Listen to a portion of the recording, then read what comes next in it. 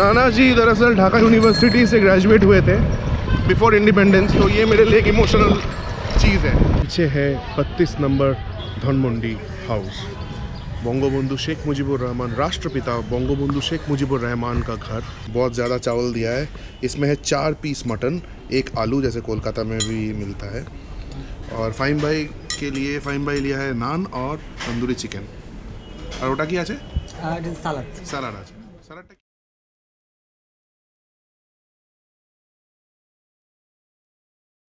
Good morning guys, सुबह हो चुकी है, नए दिन का शुरुआत हो चुका है और आज है 20 नवंबर, फीफा वर्ल्ड कप शुरू हो रहा है आज। और कल रात को तो पहुंच गया था, कल ठीक से समझ में नहीं आ रहा था, लेकिन ये है ढाका, धानमंडी ढाका।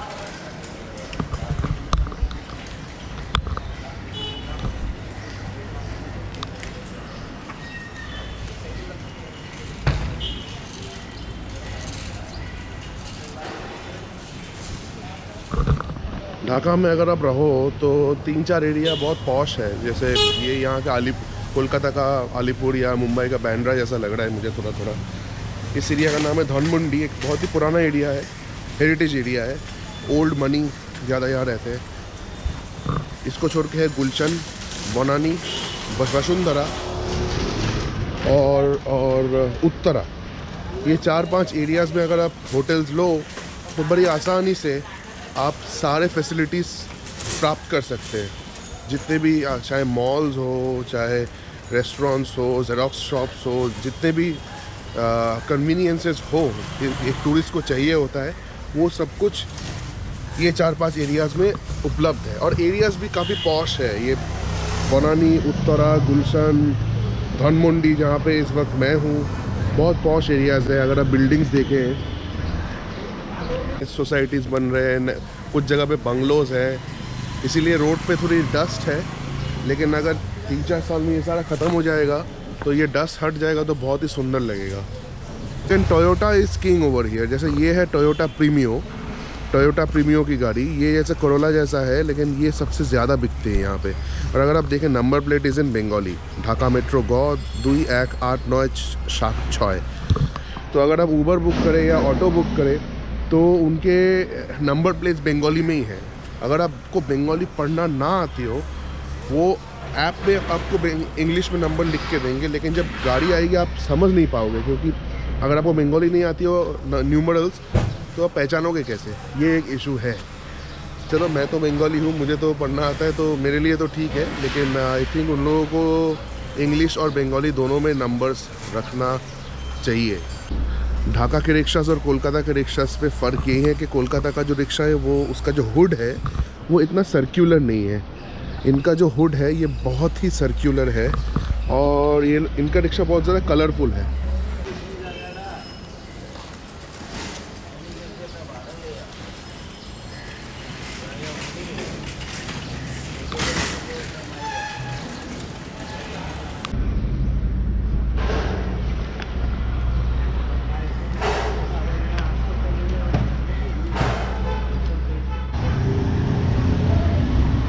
नाश्ता संपन्न। ये पीछे एक रेस्टोरेंट है, स्टार कबाब, यहाँ पे मैंने अपना नाश्ता ख़त्म किया। आज संडे है, लेकिन संडे यहाँ पे वर्किंग डे है। जैसे हमारे यहाँ सैटरडे संडे वीकेंड होता है, यहाँ पे फ्राइडे सैटरडे वीकेंड होता है। Sunday is a working day, तो स्कूल, कॉलेज, ऑफिस सब खुला है, तो it's a very busy intersection in Dhanmondi over here. सामने बहुत सारे बिल्डिंग्स बन रहे हैं, वहाँ पे एक शॉपिंग मॉल सा है, और रिक्शा देखिए, ढाका के रिक्शा।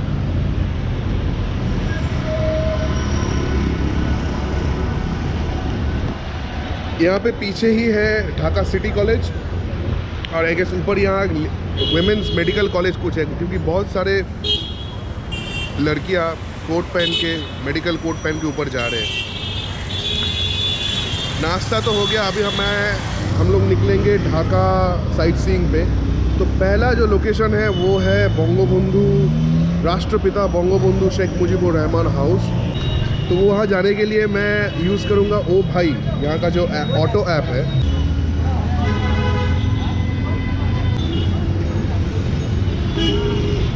ओ भाई का जो खर्चा है यहाँ से 92 टाका। यहाँ पे थोड़ी सी ना दिक्कत होगी, ओ भाई ऐप कैश पेमेंट्स नहीं लेती, सिर्फ कार्ड पेमेंट्स और इनका जो डिजिटल वॉलेट है बिकाश वो ले रहे हैं। मेरे पास तो बिकाश नहीं है बिकॉज मेरे पास यहाँ पे बैंक अकाउंट नहीं है, तो ये एक इशू है। दादा ये शेख मुजिबुर মিউজিয়াম যাবে, বঙ্গবন্ধু মিউজিয়াম যেখানে উনি থাকতেন, ওই যেটা ধানমন্ডি 32 যে ওনার বাড়ি, হ্যাঁ মুজিবের বাড়ি যেটা যেটা মিউজিয়াম হয়েছে, ওটা কত নেবেন? 100 টাকা নিন। আমরা 3 জন আছি, 100 টাকা নিন। এই তো না দাদা, আপনি আচ্ছা 120 নিন, চলেন। আপনি দাঁড়ান, বাবা মা আছে, হয়ে যাবে।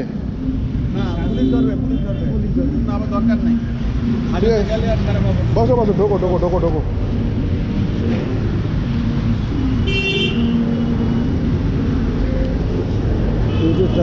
হ্যাঁ হ্যাঁ বানাচ্ছি, আপনাদের দেশটা ঘুরে দেখছি।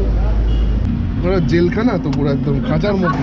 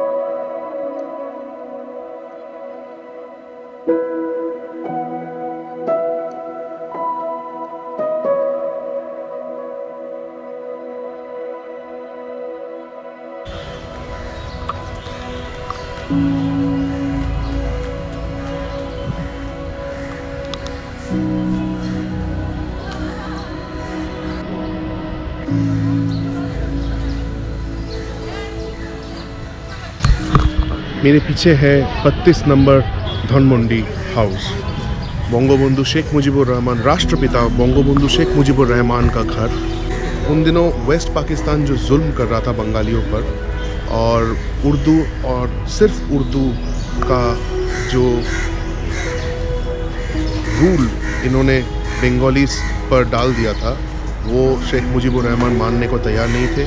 उनका कहना यह था कि वेस्ट पाकिस्तान, ईस्ट पाकिस्तान, एक जगह उर्दू एक जगह बंगाली, दोनों भाषाओं को सेम प्रेस्टीज देना पड़ेगा और ईस्ट पाकिस्तान को थोड़ा सा ऑटोनॉमी देना पड़ेगा।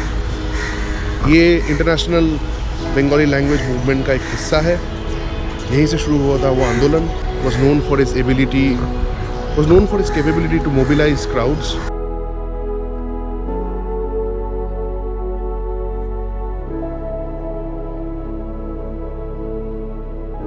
In 1971 में East Pakistan broke away from West Pakistan and became the newly formed Republic of Bangladesh.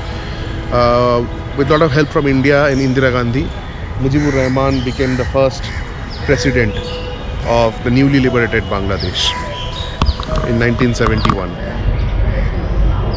And दुख की बात यह है कि यही वो घर है जहाँ पे 1975 को 15 अगस्त 1975 जब इंडिया अपना इंडिपेंडेंस डे सेलिब्रेट कर रहा था, यहाँ पे उन्हीं के पॉलिटिकल राइवल्स ने उनके पूरे फैमिली को मार गिराया। He was assassinated over here at the top floor of this house. His family, his sons, उनके 2 बेटे, उनके बहुएं, उनके सबसे छोटा बेटा, उनका भाई और जितने भी उनके अटेंडेंट्स थे, सबको मार गिराया 15 अगस्त 1975 को। तब अभी के जो प्रेसिडेंट साहिबा शेख हसीना और उनकी जो दीदी, उनकी जो बहन रेहाना, शेख हसीना और रेहाना तब थैंकफुली यहाँ पे नहीं थी। वो लोग वेस्ट जर्मनी में पढ़ाई कर रहे थे जब उनको ये न्यूज़ आया कि military rule has taken over Bangladesh. They decided to come back, but Indira Gandhi ने कहा कि आप बांग्लादेश अभी मत जाओ, अब इंडिया में असाइलम लो। 6 साल इंडिया में रहे, फिर 1981 में शेख हसीना आई और तब से उनका पॉलिटिकल करियर चालू हुआ। ये रहा इतिहास। अंदर कैमरा, मोबाइल कुछ भी ले जाना अलाउड नहीं है, सब आपको यहाँ पे सबमिट करके जाना पड़ेगा। टिकट का प्राइस है 5 टाका। कोई फॉरेनर और बांग्लादेशी का कोई अलग डिफरेंस तो नहीं है, सभी के लिए 5 टाका है पर पर्सन। अंदर जाइए और म्यूज़ियम है वो देखिए, लेकिन किसी भी तरह का photography is not allowed. If you're a father of the nation, I have seen all the father of the nations have been assassinated at some point. अगर आप राष्ट्रपिता है तो आपको कभी ना कभी कोई मार ही गिराएगा, आपके पॉलिटिकल ओपोनेंट्स होंगे and you will be killed. ये महात्मा गांधी जी के साथ भी ऐसा है, हमारे राष्ट्रपिता, और बंगबंधु शेख मुजीब के साथ भी ऐसा हुआ था, बांग्लादेश का राष्ट्रपिता। इस तरह बांग्लादेश के बनने में भारत का बहुत बड़ा योगदान है। India and Bangladesh share special relationship, और उम्मीद यही करता हूँ कि आगे चल के इंडिया और बांग्लादेश का रिश्ता और भी बुलंद और भी करीब हो।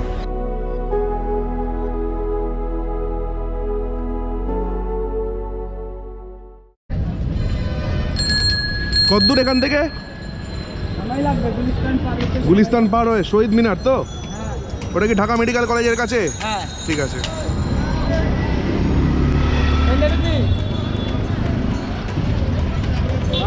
हाँ?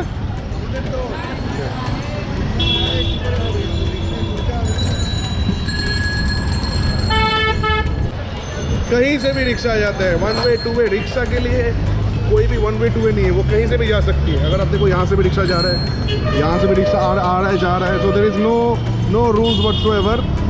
एंड ये कमलापुर स्टेशन से हम लोग जा रहे हैं शहीद मीनार, जहाँ mother language movement, Bengali language movement का जन्म स्थान, जहाँ पे 7 या 8 ढाका यूनिवर्सिटी के स्टूडेंट्स शहीद हुए थे पाकिस्तानी आर्मी के गोली में।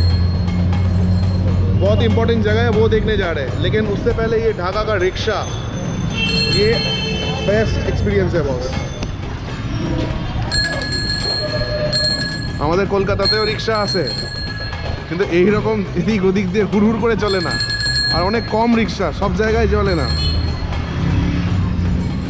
আপনি ক বছর চালাচ্ছেন রিক্সা? ক বছর রিক্সা চালাচ্ছেন? 19 বছর।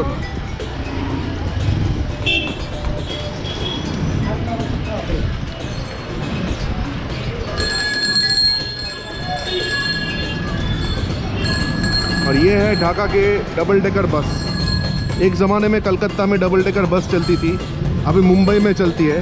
और ये है ढाका की BRTC double decker bus.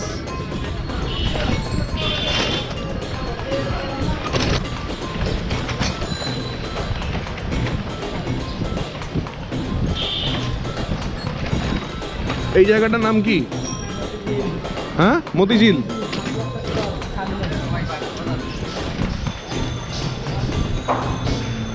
Dhaka बहुत ही ओल्ड सिटी है बॉस। जो नए मतलब इसका तो काफ़ी मतलब कुछ मुगल आर्किटेक्चर है, कुछ तो प्री इस्लामिक आर्किटेक्चर्स भी है। It was the seat of Bengal when Bengal was undivided. Bengal was a very powerful power. तो ढाका का हिस्ट्री गोज प्री मुगल, और अभी भी मुगल एरा मॉन्यूमेंट्स यहाँ भी है। यहाँ काली मंदिर भी है, यहाँ बंगाली सुल्तान और नवाब के भी मंदिर है। ये है बांग्लादेश बैंक, या बांग्लादेश का रिजर्व बैंक मान लीजिए, सेंट्रल बैंक उनका, उसका हेड ऑफिस। जैसे रिजर्व बैंक ऑफ इंडिया है, वैसे बांग्लादेश बैंक। ये है ढाका का मोतीझील एरिया दादा। और world cup fever is on दादा। वर्ल्ड कपे काके सापोर्ट করছেন? হ্যাঁ, আর্জেন্টিনা, ব্রাজিল নয়। আজকে খেলা দেখবেন তো? আজকে তো ছোট খেলা আছে একটা। We are upon glass glitzy buildings of banks, multinational corporations and hotels and shopping malls, but उनके बीच भी रिक्शा चल रही है। कोलकाता में पार्क स्ट्रीट हो या कमैक स्ट्रीट हो, आपको रिक्शा नहीं मिलेंगे, लेकिन यहाँ पे रिक्शा कहीं भी हर जगह मौजूद है। It's a part of life.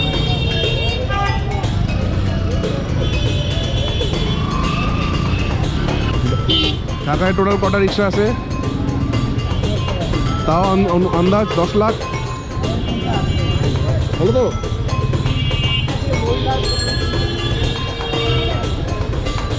Approximate record यही कहता है कि Dhaka is a city of 1 million rickshaw, यानी 10 लाख रिक्शा है यहाँ पे।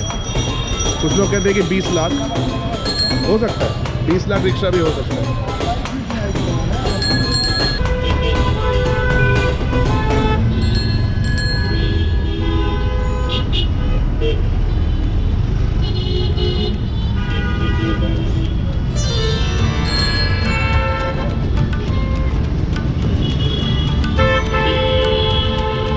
ये क्या है? এটা কি হোলসেল মার্কেট না কিসের বাজার? এটা মার্কেট এটা? আচ্ছা এগুলো সব ব্যাংকে। সাবধান।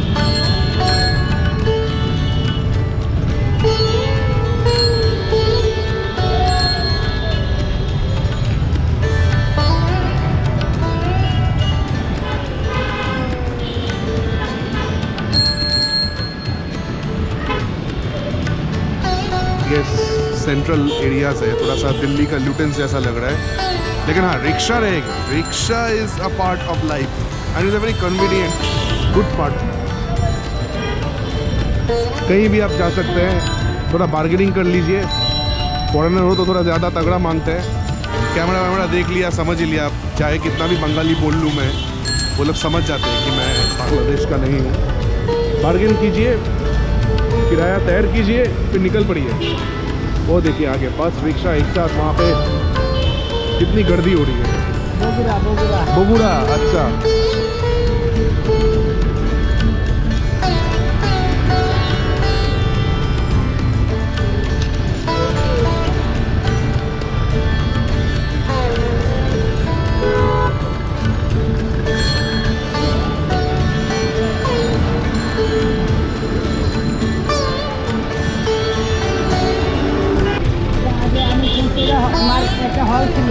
আচ্ছা সিনেমা হল এখন কি ওটা বন্ধ হয়ে শপিং পুরো মার্কেট হয়ে গেছে?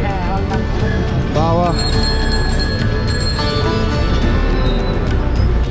एक चीज़ है, ढाका में आग बहुत जल्द लगती है। और अरे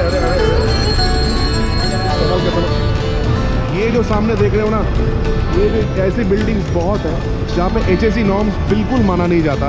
और जब ढाका में आग लगती है, फैक्ट्रियों में जब आग लगती है तब सैकड़ों लोग मरते हैं क्योंकि HSE नॉर्म्स बिल्कुल भी फॉलो नहीं होता है। और ये एक UN ह्यूमन राइट्स कंसर्न है कि HSE नॉर्म्स को फॉलो ना करना, ये बहुत लोगों की जाने जाती है इसके कारण। এখানে আগুন লেগেছিল কোনোদিন? এটা আগুন লেগেছিল না একবার? ওটা অনেক আগে। কাপড়ের ফ্যাক্টরি আছে, কাপড়ের ফ্যাক্টরি এখানে। तो क्या होता है कि आप अगर जो भी कपड़े पहनते हैं, जीन्स हो, टी शर्ट हो, जूता, नाइकी शूज़ हो, एडिडास के शूज़ हो, या किसी भी बड़े ब्रांड के अगर कपड़े खरीदते हो, उसके टैग लाइन में देखना, ये पीछे टैग में मेड इन बांग्लादेश या मेड इन इंडिया या मेड इन पाकिस्तान रहता है। मोस्टली मेड इन बांग्लादेश रहता है। प्रॉब्लम ये है कि ये जो दुकानें, ये जो फैक्ट्रियाँ हैं जिसको ये बिग सारे ब्रांड्स आउटसोर्स करते हैं बनाने के लिए, इन्हें स्वेट शॉप्स कहा जाता है। ऐसे ही जगह पे ऐसे HSE नॉर्म्स क्लाउड करके ये सारे फैक्ट्रीज ऑपरेट करते हैं। और जब आग लगती है तो तगड़ा लॉस होता है, बहुत लोगों की जानें जाती है। अभी कुछ साल पहले एक फैक्ट्री में आग लगी थी, जगह ने कितने लोग मर गए। और बाजू में ही एक शादी की पार्टी, एक शादी का प्रोग्राम था, वहाँ पे मियाँ बीवी का भी और उसके साथ जो रिलेटिव्स आए थे, कितने लोगों का डेथ हो गया सोचिए। तो ओल्ड ढाका में ये बहुत कॉमन है और ह्यूमन राइट्स और गवर्नमेंट इसके ऊपर आई गेस थोड़ा और काम करना चाहिए कि HSE और सेफ्टी नॉर्म्स को आउट ना किया जाए।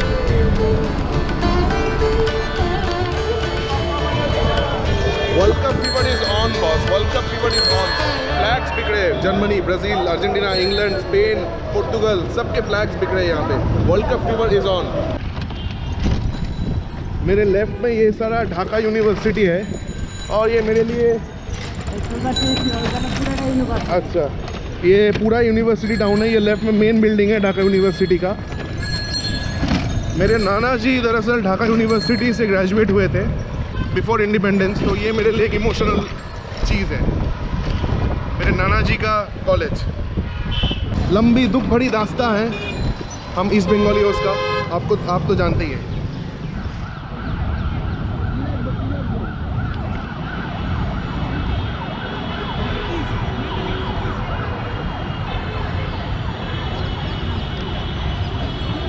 इस वक्त मैं हूँ शहीद मीनार में। कोलकाता में शहीद मीनार देखा होगा, ये है ढाका का शहीद मीनार।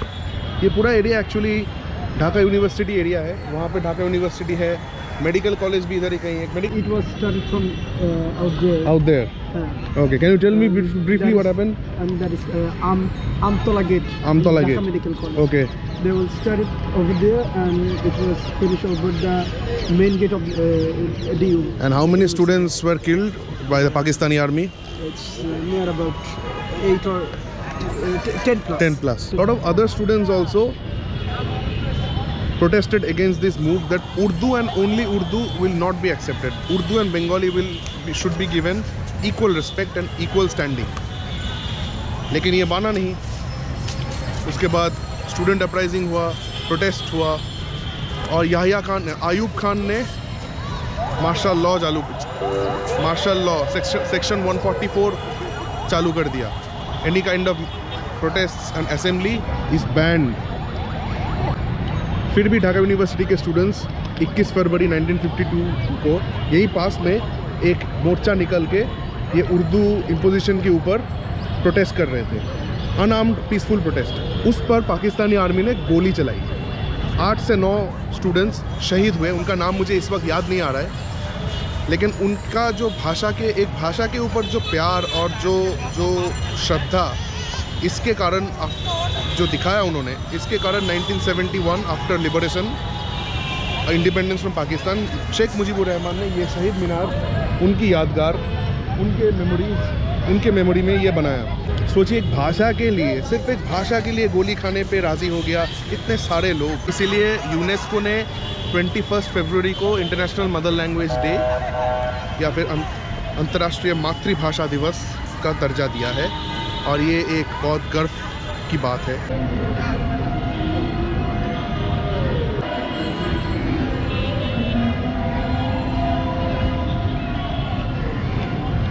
पूरा यूथ ओरिएंटेड एरिया है। Dhaka university, Dhaka medical college, mass communication, science, art, सारे फैकल्टीज़ इधर ही है। और ये शहीद मीनार बेसिकली यूथ ओरिएंटेड जगह, और it's a celebration of youth. ये शहीद मीनार बहुत ही अच्छा एरिया है। बहुत सारे स्टूडेंट्स अपना ग्रेजुएशन सेलिब्रेट करने या फिर दोस्तों के साथ हैंग आउट करने यहाँ आते हैं, which is a very good thing, and I am really liking this place.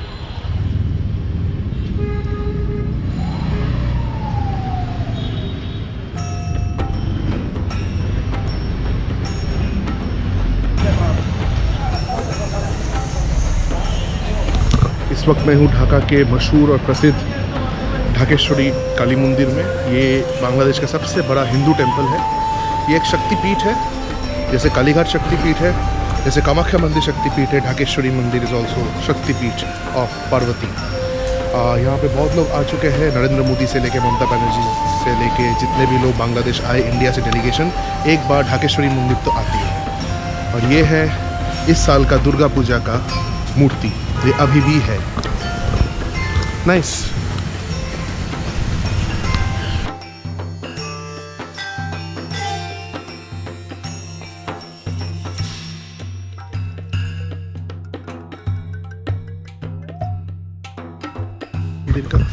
Bangladesh का 90% रिलीजन इस्लाम है, लेकिन 10% 8% हिंदू भी है।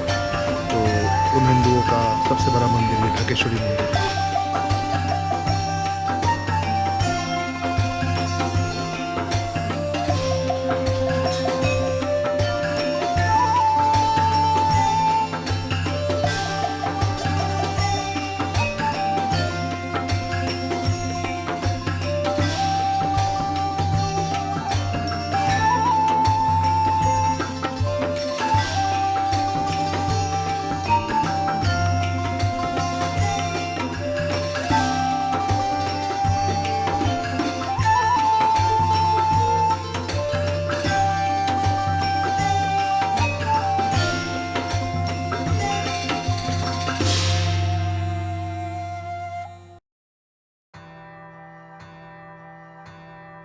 कौन कोথায় আছি ফাইন ভাই একটু বলে দেন सालाम किचन এটা পান্থপথ है पंतोपत में सलाम्स किचन बहुत ही मशहूर बिरयानी का दुकान है। इसका ढाका में सबसे मशहूर 2-3 जो मेन दुकानें हैं वो एक है सलाम केटरिंग सर्विस सलाम्स किचन, दूसरा है कच्ची भाई और तीसरा है आपका नाम बोलूँ सुल्तान डाइंस। तो इधर की चारिपुरा ढाका भी ब्रांच है। अच्छा, तो इन लोगों का ब्रांच मेन पुरान ढाका ओल्ड ढाका में है। ये ओल्ड ढाका नहीं है लेकिन इनके ब्रांचेस पूरे बांग्लादेश में है। हम लोग ओल्ड ढाका से पांतोपत आ गए हैं। यहाँ पे हम लोग फेमस कच्ची बिरयानी खाने आए हैं जो ढाका के मशहूर है। कहते हैं कि अगर कोलकाता बिरयानी को हरा सकते हैं तो एक कच्ची बिरयानी है जो हरा सकते हैं। ना हैदराबादी बिरयानी, ना लखनऊ बिरयानी, ना मुंबई बिरयानी, ये सब फीका पड़ जाता है कोलकाता बिरयानी के सामने। लेकिन कोलकाता बिरयानी को अगर कोई हरा सकता है तो इकलौता वो कच्ची बिरयानी है जो ढाका में मिलता है।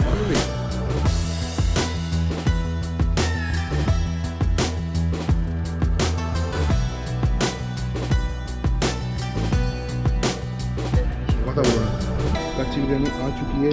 ये है ढाका का मशहूर कच्ची बिरयानी। इस चीज़ ये है कि यहाँ पे कोई कटलरी नहीं मिलता है, आपको हाथ से ही खाना पड़ता है। इंडिया में अगर रेस्टोरेंट में जाए तो आपको चम्मच फॉर्क देते हैं खाने के लिए, यहाँ पे मांगो तो दे देंगे लेकिन यहाँ पे हाथ से ही खाते हैं। हाथ से खाने का मज़ा मैं बोलूँ सबसे ज़्यादा है, तो इसीलिए शुरू करते हैं। बेश अनेकटा भात दिए बहुत ज़्यादा चावल दिया है। इसमें है 4 पीस मटन, एक आलू जैसे कोलकाता में भी मिलता है। और फाइन भाई के लिए फाइन भाई लिया है नान और तंदूरी चिकन।